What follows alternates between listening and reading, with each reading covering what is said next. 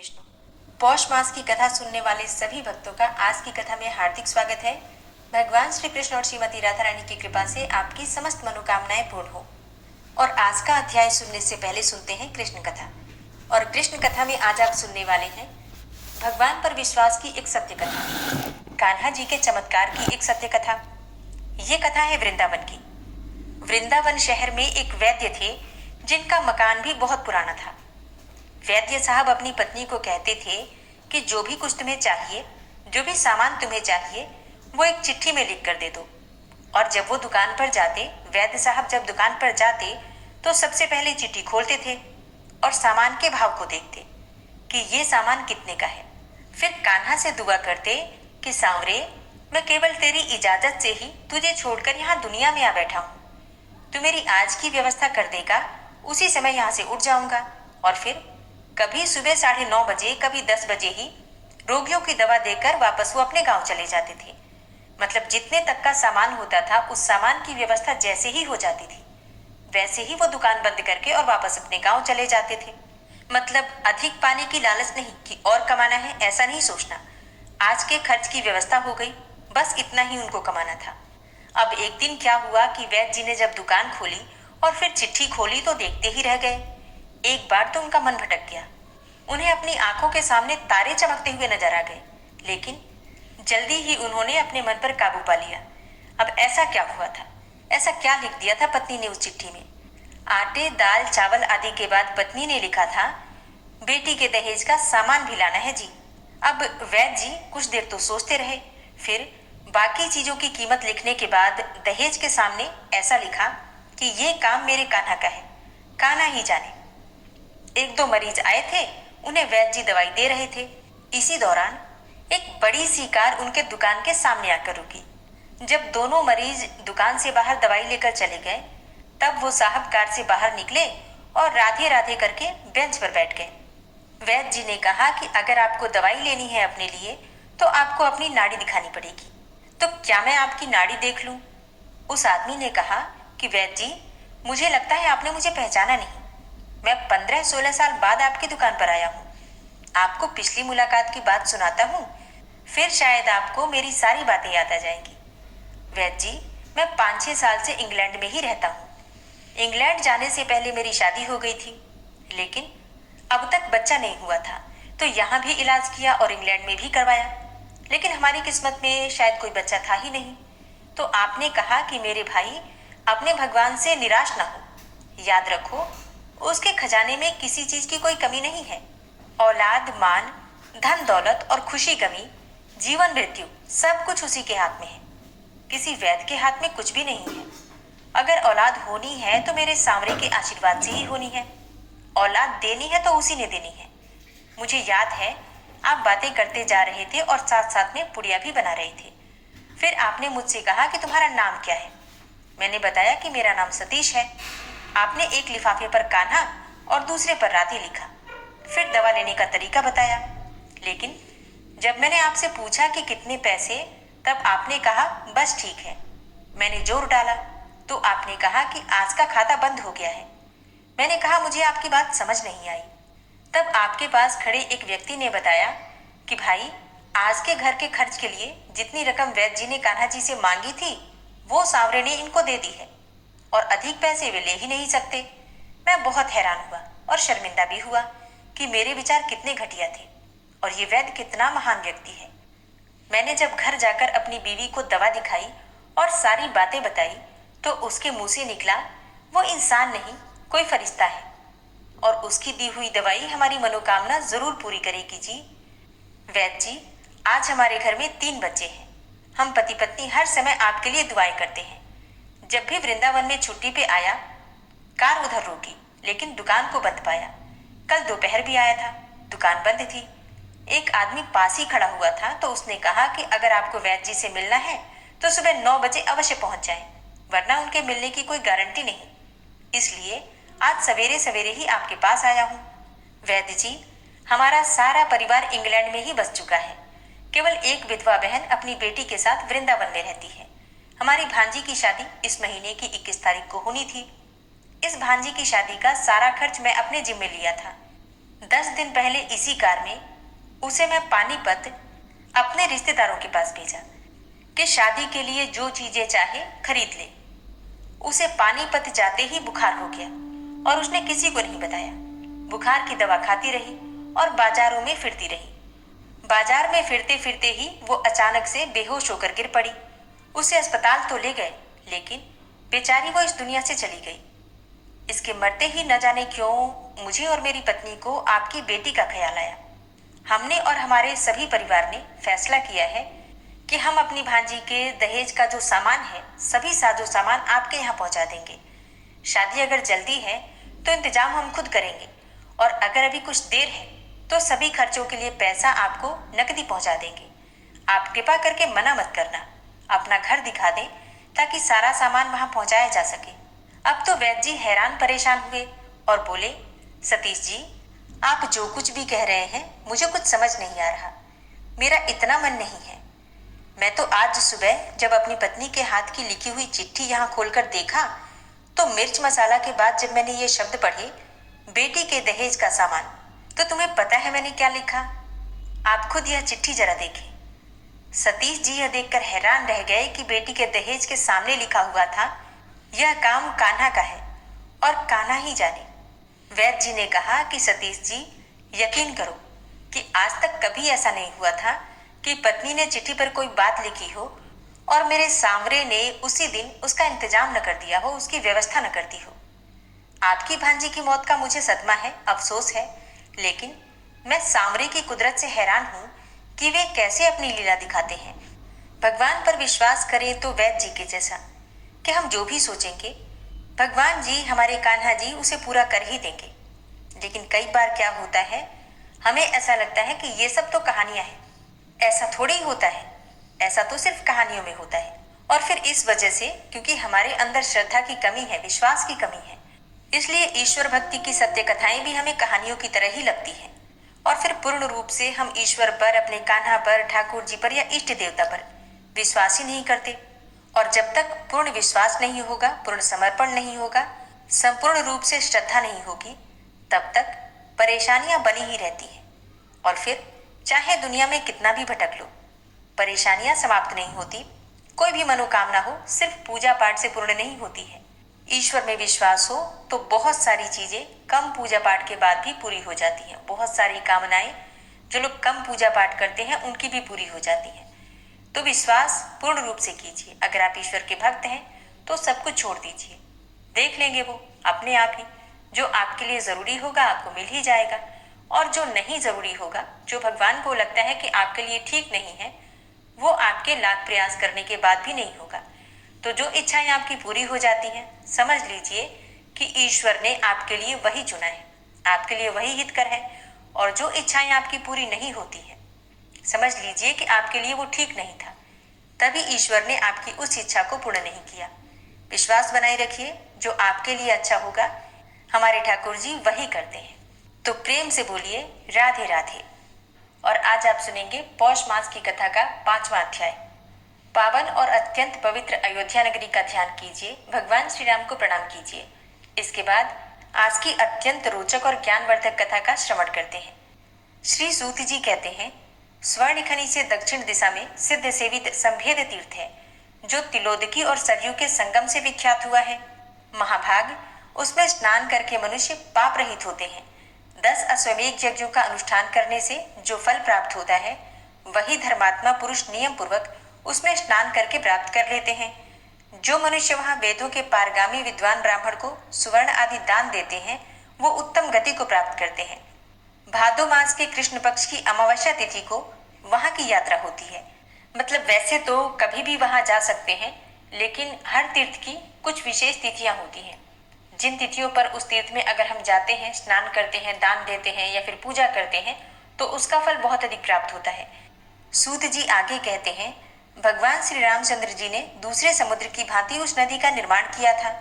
उसमें तिल की तरह काले रंग का जल सदा शोभा पाता था, इसलिए वह पुण्य सलीला नदी तिलोदकी नाम से विख्यात हुई। पवित्र व्रत धारण करने वाला मनुष्य संगम से अन्यत्र भी यदि तिलोदकी में स्नान करे तो वह 7 जन्मों के पापों से मुक्त हो जाता है। धर्म की अभिलाषा रखने वाले मनुष्यों को यत्न पूर्वक वहां स्नान करना चाहिए। वहां किए हुए स्नान, दान, व्रत, होम सभी अक्षय होते हैं। उस संगम से पश्चिम दिशा में तट पर सीता कुंड नाम से विख्यात एक तीर्थ है, जो कि समस्त कामनाओं को पूर्ण करने वाला है। उसमें स्नान करके मनुष्य सब पापों से मुक्त हो जाता है। सीता जी ने स्वयं ही उस कुंड का निर्माण किया है तथा श्री रामचंद्र जी ने वरदान देकर उसे महान फलों की निधि बना दिया है। भगवान श्री राम बोले, हे सौभाग्यवती सीते, इस तीर्थ में विधि पूर्वक किया हुआ स्नान, दान, जप, होम अथवा तप सब अक्षय हो। मार्गशीर्ष मास की कृष्ण पक्ष की चतुर्दशी तिथि को यहाँ स्नान करने का विशेष पर्व होगा। उस समय इसमें स्नान करने वाले मनुष्यों के समस्त पापों का नाश होगा। प्रजा प्रेमी श्री रामचंद्र जी ने सीता जी को इस प्रकार वरदान दिया था। तभी से यह तीर्थ पृथ्वी पर प्रसिद्ध है। सीता कुंड मनुष्यों के लिए बड़ा अद्भुत तीर्थ है। उस तीर्थ में स्नान करके मनुष्य निश्चय ही भगवान श्री रामचंद्र जी को प्राप्त कर लेता है। उसमें स्नान, दान और तपस्या करके चंदन माला, धूप दीप तथा अनेकों भांति के वैभव विस्तार से श्री राम जी और सीता जी की पूजा करके मनुष्य मुक्त हो जाता है। मार्गशीर्ष के महीने में यहाँ पर स्नान करना चाहिए। इससे फिर गर्भ में नहीं आना पड़ता। अन्य समय में भी यहाँ पर स्नान करके मनुष्य भगवान विष्णु के लोक में जाता है। भगवान विष्णु हरि के पश्चिम दिशा में चक्रहरि नाम से प्रसिद्ध श्री विष्णु निवास करते हैं, जो समस्त मनोवांछित फलों को देने वाले हैं। बुद्धिमानों में श्रेष्ठ विद्वान पुरुष भी चक्रहरि की महिमा का वर्णन नहीं कर सकते। वहां से पश्चिम हरिस्मृति नाम से प्रसिद्ध भगवान विष्णु का परम पवित्र मंदिर है, जो परमार्थिक फल देने वाला है। उसके दर्शन मात्र से मनुष्य सब पापों से मुक्त हो जाता है। चक्रहरि और हरिस्मृति, इन दोनों के दर्शन से मनुष्य इस पृथ्वी पर जितने पाप करते हैं उन सब का नाश हो जाता है। पूर्व काल की बात है, देवताओं और असुरों में बड़ा भयंकर संग्राम हुआ। वरदान के मद से उन्मत्त हुए दैत्यों ने उस युद्ध में देवताओं को परास्त कर दिया। देवता भागने लगे। तब भगवान शंकर ने उनका अगुआ बनकर उन्हें रोका और ब्रह्मा जी को आगे करके सब लोग क्षीर सागर पर गए। वहां भगवान विष्णु क्षीर समुद्र में शेषनाग की शैया पर शयन कर रहे थे। भगवती लक्ष्मी उनके पास बैठकर अपने हाथों से उनके चरणारविंदों की सेवा करती थी। नारद आदि श्रेष्ठ मुनि भगवान के गुण और गौरव का उच्च स्वर से गान कर रहे थे और गरुण जी उनके सामने खड़े होकर निरंतर हाथ जोड़े उनकी स्तुति करते थे। क्षीर सागर के जल से उठती हुई तरंगों के कारण भगवान के पीतांबर में जल के कुछ छींटे पड़े हुए थे। नक्षत्र समुदाय के समान प्रकाशमान उज्जवल हार भगवान के वक्षस्थल की शोभा बढ़ा रहे थे। उनके कटी प्रदेश में पीतांबर शोभायमान था। मुख पर मुस्कान की छटा छा रही थी। भगवान एक अद्भुत भाव से भावित थे। कानों में मोती से जड़े हुए दिव्य एवं स्थूल कुंडल पहने हुए थे। श्वेत दीप की स्वच्छ रत्नमयी लता सी भगवान ने धारण कर रखी थी। मस्तक पर किरीट और हाथों में पद्मराग मणि के वलय सुशोभित थे। भगवान शंकर ने विनीत भाव से संपूर्ण देवताओं के साथ उस समय भगवान की शरण ली और एकाग्र चित्त होकर स्तवन किया। भगवान शिव बोले, जो संसार समुद्र से तारने वाले और गरुड़ जी को सुख देने वाले हैं, घनीभूत मोह अंधकार का निवारण करने के लिए चंद्र स्वरूप हैं, उन भगवान श्री हरि को नमस्कार है। जहाँ ज्ञानमयी मणि की प्रज्वलित शिखा प्रकाशित होती है तथा जो चित्त में भगवत संग रूपी सुधा की वर्षा करने वाली चंद्रिका के तुल्य है। मानस के उद्यान में जो प्रवाहित होती है, उस भगवत रूपी मंदाकिनी की मैं शरण लेता हूँ। वह लीला पूर्वक उत्साह शक्ति को जागृत करने वाली तथा संपूर्ण जगत में व्याप्त है। सात्विक भावों की पूर्व कोटि है। उसे ही वैष्णवी शक्ति कहते हैं। हवा से हिलते हुए कमल दल के पर्व के भीतर रहने वाले पतनशील जंतुओं की भांति पतन के गर्त में गिरने वाले प्राणियों को स्थिरता देने वाली एकमात्र श्री हरि की स्मृति ही है। हृदय कमल की कलिका को विकसित करने वाली ज्ञान रूपी किरण मालाओं से मंडित सूर्य स्वरूप आप भगवान को नमस्कार है। योगियों की एकमात्र गति आप संयमशील श्री हरि को नमस्कार है। तेज और अंधकार दोनों से परिविराजमान आप परमेश्वर को नमस्कार है। आप यज्ञ स्वरूप भविष्य के उपभोक्ता तथा ऋक्, यजु एवं सामवेद स्वरूप हैं, आपको नमस्कार है। भगवती सरस्वती के द्वारा गाए जाने वाले दिव्य सद्गुणों से विभूषित आप भगवान विष्णु को नमस्कार है। आप शांत स्वरूप, धर्म के निधि, क्षेत्रज्ञ एवं अमृत आत्मा है, आपको नमस्कार है। आप साधक के योग की प्रतिष्ठा तथा जीव के एकमात्र हेतु हैं, आपको नमस्कार है। आप घोर स्वरूप, माया की विधि तथा सहस्त्रों मस्तक वाले हैं। आपको नमस्कार है। आप योग निद्रा स्वरूप होकर शयन करते और अपने नाभि कमल से उत्पन्न संसार की सृष्टि रचते हैं। आपको नमस्कार है। आप जल स्वरूप एवं संसार की स्थिति के कारण हैं। आपको नमस्कार है। आपके कार्यों द्वारा आपकी शक्ति का अनुमान होता है। आप महाबली, सबके जीवन और परमात्मा हैं। आपको नमस्कार है। समस्त भूतों के रक्षक और प्राण आप ही हैं। आप ही विश्व तथा उसके सृष्टा ब्रह्मा हैं। आपको नमस्कार है। आप नृसिंह शरीर धारण करके दर्प युक्त होकर दैत्यों का संहार करने वाले हैं। आपको नमस्कार है। आप ही सबके पराक्रम हैं। आपका हृदय अनंत है। आप संपूर्ण संसार के भाव को ग्रहण करने वाले हैं। आपको नमस्कार है। आप संसार के कारण रूप अज्ञान रूपी घोर अंधकार का नाश करने वाले हैं। आपका धाम अचिंत्य है। आपको नमस्कार है। आप गूढ़ रूप से स्थित तथा अत्यंत उद्वेग कारक रुद्र हैं। आपको नमस्कार है। आप शांत हैं। जहाँ समस्त उर्मियाँ शांत हो जाती हैं, ऐसे कैवल्य पद को देने वाले हैं। संपूर्ण भाव पदार्थों से परे तथा सर्वमय है। आपको नमस्कार है। जो नील कमल के समान श्याम और चमकते हुए केसर के समान सुशोभित कौस्तुभ मणि धारण करते हैं तथा नेत्रों के लिए रसायन के स्वरूप हैं, ऐसे आप भगवान विष्णु को मैं प्रणाम करता हूँ। इस प्रकार स्तुति करने पर प्रसन्नचित्त वरदायक भगवान गरुड़ध्वज ने कृपायुक्त होकर संपूर्ण देवताओं पर अपनी सुधावर्षिणी दृष्टि से अमृत की वर्षा की और विनीत देवताओं से यह मधुर वचन कहा। हे देवताओं, मैं ध्यान से तुम्हारा सारा अभिप्राय जान गया हूँ। मैं इस समय अयोध्या नगर में जाकर तुम्हारे तेज की वृद्धि और दैत्यों के उपद्रव की शांति के लिए गुप्त रहकर उत्तम तप का अनुष्ठान करूंगा। तुम लोग भी शुद्ध चित्त होकर अयोध्या में जाकर दैत्यों के विनाश के लिए तीव्र तपस्या करो। ऐसा कहकर भगवान गरुड़ वाहन अंतर्ध्यान हो गए। उन्होंने अयोध्या में आकर गुप्त रहकर देवताओं के तेज की वृद्धि के लिए शीघ्र उत्तम तपस्या प्रारंभ की। इसलिए वे गुप्तहरि के नाम से प्रसिद्ध हुए। यहाँ पहले आए हुए भगवान विष्णु के हाथ से सुदर्शन चक्र छूटकर गिरा था, अतः चक्रहरि के नाम से भगवान की प्रसिद्धि हुई। उन दोनों के दर्शन मात्र से मनुष्य सब पापों से मुक्त हो जाता है। भगवान श्री हरि के प्रभाव से देवता प्रबल तेजस्वी हो गए। उन्होंने युद्ध में दैत्यों को परास्त करके अपना स्थान प्राप्त कर लिया और परम आनंद युक्त होकर वे अतिशय शोभा पाने लगे। तत्पश्चात बृहस्पति आदि सब देवताओं ने भगवान को प्रणाम किया और उनके दर्शन के लिए उत्कंठित होकर सबके सब अयोध्या में आए। और अभी जनवरी से ही प्रारंभ हो जाएंगे श्री राम मंदिर के दर्शन, श्री राम लला के दर्शन। तो आप में से कौन कौन अयोध्या जा रहे हैं, कमेंट बॉक्स में लिखकर जरूर बताइए। सूत जी आगे कहते हैं कि वहां पुनः प्रणाम करके हाथ जोड़कर एकाग्र चित्त से श्रीहरि का ध्यान करते हुए उन्हीं में तन्मय हो गए। तब भगवान विष्णु ने उनसे कहा, देवताओं, मैं इस समय तुम्हारी कौन सी इच्छा पूर्ण करूं? तब देवता बोले, हे जगतपते, इस समय आपके द्वारा हमारा सब कार्य सिद्ध हो गया है, तथापि हमारी रक्षा के लिए आपको सदैव यही रहना चाहिए। श्री भगवान बोले, देवताओं, यह कथा संसार में प्रसिद्धि को प्राप्त होगी। समस्त प्राणियों में श्रेष्ठ जो पुरुष यहाँ उत्तम भक्ति से पूजा, यज्ञ और जप आदि का अनुष्ठान करता है, वह परम गति को प्राप्त होता है। जो जितेंद्रिय मानव अपनी शक्ति के अनुसार यहाँ दान करता है, वो अनुपम स्वर्गलोक को पाकर फिर कभी शोक नहीं करता। यहाँ मेरी प्रसन्नता के लिए शुद्ध चित्त से गोदान करना चाहिए। जो मेरी भक्ति में तत्पर होकर यहाँ आत्मशुद्धि के लिए स्नान करते हैं, उनकी मुक्ति उनके हाथ में ही है। भगवान चक्रहरि के स्थान पर मेरी प्रीति के लिए प्रयत्न पूर्वक उत्तम दान और जप, होम आदि करना चाहिए। हे श्रेष्ठ देवताओं, तुम भी यहाँ विधान से यात्रा करो। इस गुप्तहरि के स्थान के निकट ही शुभ संगम है, जहाँ गोप्रतार घाट से 3 योजन पश्चिम घाघरा नदी से सरयू का संगम हुआ है। वहां विधि पूर्वक स्नान करके समस्त मनोरथों की सिद्धि करने वाले भगवान गुप्तहरि का दर्शन करना चाहिए।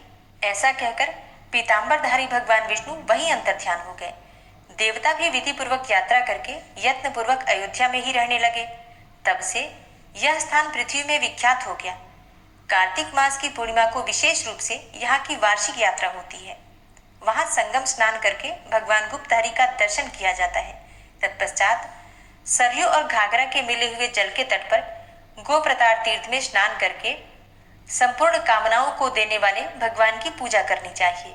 मार्गशीर्ष मास की शुक्ल पक्ष की द्वादशी तिथि को चक्रहरि की यात्रा करनी चाहिए।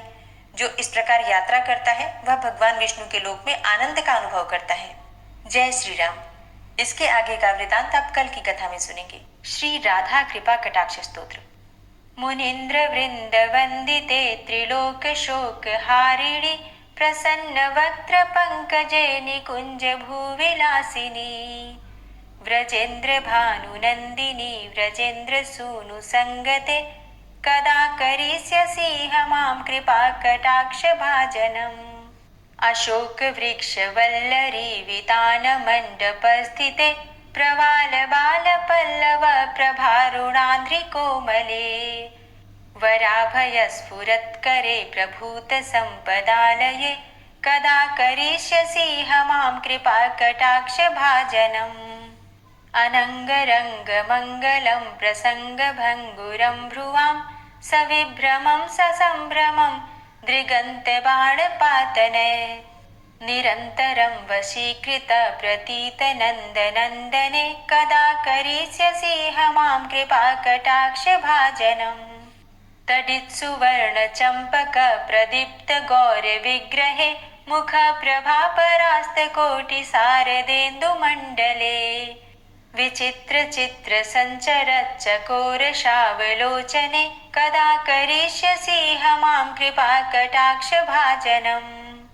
मदोन्मदादि यौवने प्रमोदमान मंडिते प्रियानुराग रंजिते कला विलास पंडिते अनन्य धन्य कुंज राज्य काम केलि कोविदे कदा करिष्यसि मां कृपा कटाक्ष भाजनम्। अशेष हाव भाव धीर हीर हार भूषिते प्रभूत शात कुंभ कुंभ कुंभि कुंभ सुस्तनि प्रशस्त मंद हास्य चूर्ण पूर्ण सौख्य सागरे कदा करिष्यसि मां कृपा कटाक्ष भाजनम्। मृणाल वाल वल्लरी तरंग रंग दौर्लते लताग्रलास्य लोल नील लोचनावलोकने ललल्लुलन्मिलन् मनोज्ञ मुग्ध मोहिनाश्रिते कदा करिष्यसि मां कृपा कटाक्ष भाजनम्। सुवर्ण मल्लिकाञ्चित त्रिरेख कम्बुकण्ठगे त्रिसूत्र मङ्गले गुण त्रिरत्न दीप्ते दीधिते सलोल नील कुन्तल प्रसून गुच्छ गुंफिते कदा करिष्यसि मां कृपा कटाक्ष भाजनम्। नितंब बिंब लंबमान पुष्प मेखला गुणे प्रशस्त रत्न किंकिणी कलाप मध्य मंजुले करींद्र शुंड दंडिका वरोह शोभ गोरुके कदा करिष्यसि मां कृपा कटाक्ष भाजनम्। अनेक मंत्रनाद मंजुनूपुरारवस्खलत् समाज राजहंस वंश निक्वडाति गौरवे विलोल हेम वल्लरी विडम्ब चारु चंक्रमे कदा करिष्यसि मां कृपा कटाक्ष भाजनम्। अनंत कोटि विष्णुलोक नम्र पद्मजार्चिते हिमाद्रिजा पुलोमजा विरिञ्चिजा वरप्रदे अपार सिद्धि रिद्धि दिग्ध सत्पदांगुली नखे कदा करिष्यसि मां कृपा कटाक्ष भाजनम्।